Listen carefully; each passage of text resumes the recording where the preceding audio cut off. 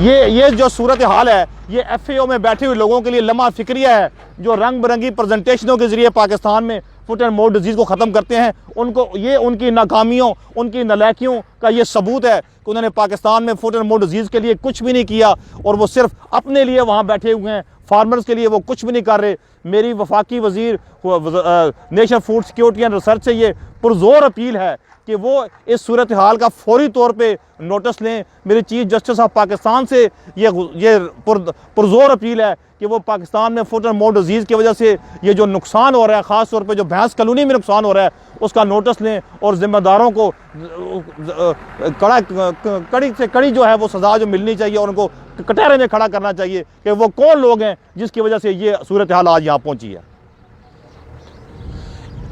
क्योंकि foot and mouth disease एक ऐसी डिजीज़ है जिससे बेशतर वो कहते हैं कि जानवर कम और फार्मर ज़्यादा